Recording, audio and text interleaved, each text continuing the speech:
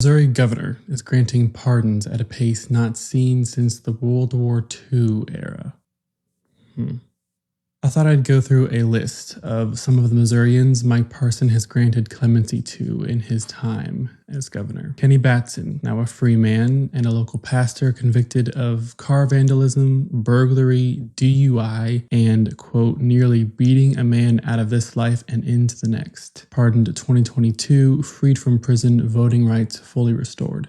Britt Reed, son of Chiefs coach Andy Reid, convicted of DUI after crashing his truck, injuring 6 total, including sending a 5-year-old girl into a coma for 11 days with a traumatic brain injury. Sentenced to 3 years in prison, Governor Parsons commuted his sentence without consulting the prosecutors or the victim's family, reducing time served to be under house arrest.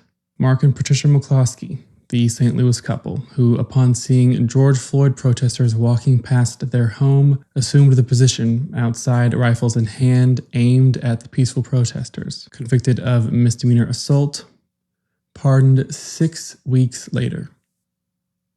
Marcellus Williams, an inmate for nearly 20 years on a murder conviction, who has maintained his innocence the entirety of his prison stay. The prosecutors who originally sent Marcellus to prison had reversed course and have been pleading with the governor to stay the execution, spare Marcellus's life. After admitting they purposefully packed the jury with white jurors, the 2 main trial witnesses were not credible, and new DNA testing found none of Marcellus's DNA on the weapon used. The DNA that was found on the weapon was that of the prosecutors, after they mishandled the weapon without gloves.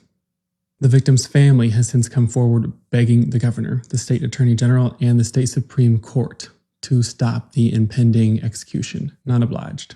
The United States Supreme Court had an opportunity to stop the execution. The 3 liberal justices opined that the execution should not go forward. The 6 conservative justices, 3 of which were appointed by Donald Trump himself, said go right ahead. The same 6 conservative justices, 3 of which were appointed by Donald Trump himself, opined just months ago that Donald Trump is immune from prosecution of any crime he does as long as it's an official act as President of the United States. Marcellus Williams was not seeking to have his voting rights restored like Kenny Batson. He wasn't seeking to spend the rest of his sentence in the comfort of his own home like Britt Reed.